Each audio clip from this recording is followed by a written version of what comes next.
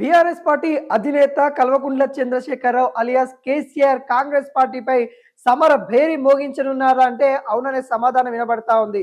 Congress party 2 సంవత్సరాల పరిపాలన పూర్తయిన విధమైతే కనబడతా ఉంది. ఈ నేపథ్యంలో కాంగ్రెస్ పార్టీ ఒకవైపు సెలబ్రేషన్ చేసుకుంటా ఉంది, విజయోత్సవాలు చేసుకుంటున్న పరిస్థితి కనబడతా ఉంది.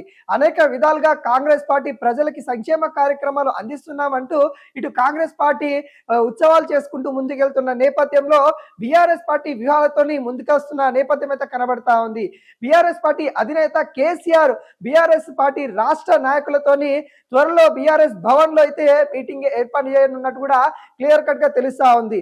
మనం చూసాము మొన్ననే ఏదైతే బీఆర్ఎస్ సభ సంబంధించిన ఏర్పాట్లు ఉంటాయి, బీఆర్ఎస్ సంబంధించిన ఏవైతే రాష్ట్ర సంబంధించిన మీటింగ్ ఉంటుంది బీఆర్ఎస్ భవన్ అని చెప్పడం అయితే జరిగింది. అనివార్య కారణాల వల్ల అవి వాయిదేసిన పరిస్థితి కనబడతా ఉంది. త్వరలో అంటే నెక్స్ట్ వారంలో ఖచ్చితంగా కేసీఆర్ మరి ఏదైతే రాష్ట్ర నేతలతోనైతే కలవబోతున్నారనే విధంగా ఇప్పుడైతే వినబడతా ఉంది. ఖచ్చితంగా కాంగ్రెస్ పార్టీ 2 సంవత్సరాల్లో ప్రజలకు అందిస్తున్న సంక్షేమ కార్యక్రమాలు ఏవైతే ఉన్నాయో వాటిని అందించడంలో విఫలమైతా ఉంది. 6 గ్యారెంటీల పేరుతోని ప్రజలని మోసం చేశారు. వాళ్ళకి కొత్తగా ఏర్పడిన ప్రభుత్వం కాబట్టి ఆ సమయంలో 2 సంవత్సరాల సమయం ఇద్దామని కూడా కేసీఆర్ గతంలో చెప్పడం అయితే జరిగింది.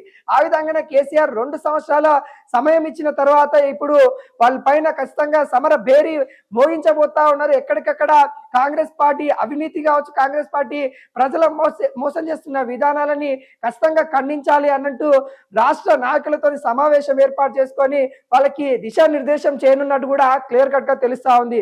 కేసీఆర్ మరి చాలా వరకు వెయిట్ చేస్తా ఉన్నారు. రాష్ట్ర నాయకులు కూడా కేసీఆర్ ఎప్పుడు ఫామ్ హౌస్ నుండి బయటకు వస్తారు, మాతో ఎప్పుడు మీటింగ్ ఏర్పాటు చేస్తారు, ఎప్పుడు మాకు దిశానిర్దేశం చేస్తారు అనే విధంగా బీఆర్ఎస్ నేతలు కూడా ఎదురు చూస్తున్న వేళ మరి కేసీఆర్ అయితే ఫామ్ హౌస్ నుండి బయటకు వస్తా ఉన్న నేపథ్యం అయితే కనబడతా ఉంది. త్వరలో అంటే వచ్చే వారంలో మరి సోమవారం నుండి శనివారం ఆ మధ్యలో ఎప్పుడైనా కానీ బీఆర్ఎస్ సంబంధించిన రాష్ట్ర మీటింగ్ అయితే ఉండబోతా ఉన్నట్టు కూడా తెలుస్తా ఉంది. ఈ నేపథ్యంలో ఇప్పటికే బీఆర్ఎస్ నేతలకు బీఆర్ఎస్ భవన్ నుండి అయితే కొంత ఇన్ఫర్మేషన్ ఇచ్చినట్టు కూడా తెలుస్తా ఉంది.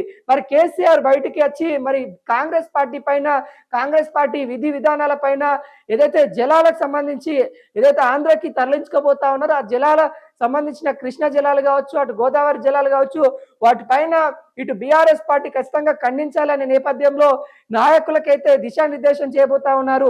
కేసీఆర్ కి రైతులన్నా, రైతుల గురించి అన్నా, రైతుల నీటిని అందించాలన్నా తనకి చాలా అవగాహన ఉన్న వ్యక్తి అని కూడా మనం అయితే చెప్పుకోవచ్చు. ఈ నేపథ్యంలో నీటిని ఇటు ఆంధ్రకి తరలించుకోబోతా ఉన్నారు అనే విధంగా అనేక ఆరోపణలు అయితే కాంగ్రెస్ పార్టీ పైన వస్తా ఉన్నాయి. గురు దక్షిణంగా రేవంత్ రెడ్డి మరి నీళ్లు ఇస్తా ఉన్నారనే నేపథ్యంలో ఇప్పుడైతే అనేక ఆరోపణలు అయితే వస్తా ఉన్నాయి. వీటన్నిటిపైన ఖచ్చితంగా బీఆర్ఎస్ పార్టీ ప్రతిపక్షంలో ఉన్నాం కాబట్టి ఖచ్చితంగా స్పందించాల్సిందే. మరి ఏ విధమైన రైతులకి నష్టపోయినా కానీ లేకుంటే ప్రజలని నష్టమయ్యే విధంగా రేవంత్ రెడ్డి సర్కార్ ఏం చేసినా కానీ వాటిని ఖచ్చితంగా ఖండించాల్సిందే అనే విధంగా బీఆర్ఎస్ నేతలకైతే దిశానిర్దేశం అయితే చేయబోతా ఉన్నారు కేసీఆర్ అన్నట్టు కూడా తెలుస్తా ఉంది. ఇప్పటికే గెలిచిన సర్పంచ్ల కోసము ఇటు బీఆర్ఎస్ పార్టీ కూడా అనేక వ్యూహాలు రచిస్తూ ఒక లీగల్ సెల్ ని కూడా ఏర్పాటు చేస్తాము ప్రతి జిల్లాకి. ఎందుకంటే అధికారంలో మనం లేకపోయేసరికి ఇటు మంత్రులు, ఎమ్మెల్యేలు ఇబ్బంది పెట్టే అవకాశాలు అయితే కనబడతా ఉన్నాయి. పార్టీ మారాలని ఒత్తిడి చేసే అవకాశాలు ఉంటాయి కాబట్టి ఖచ్చితంగా అక్కడ ఒక లీగల్ సెల్ ని ఏర్పాటు చేసేసి సర్పంచ్ల కోసము అనేక విధాలుగా తోడ్పడతామంటూ బీఆర్ఎస్ పార్టీ భరోసా ఇస్తున్న నేపథ్యం అయితే కనబడతా ఉంది. ఈ నేపథ్యంలో ఇటు బీఆర్ఎస్ పార్టీకి ఎటువంటి ఇబ్బంది అయినా కానీ అండగా ఉంటామంటూ ఒకవైపు హరీష్ రావు ముందుకెళ్తున్న నేపథ్యం అయితే కనబడతా ఉంది. రాష్ట్ర నాయకుల కోసం కేసీఆర్ కూడా ఫామ్ హౌస్ నుండి అయితే వచ్చి వాళ్ళతో సమావేశమయ్యే అవకాశాలు అయితే కనబడతా ఉన్నాయి.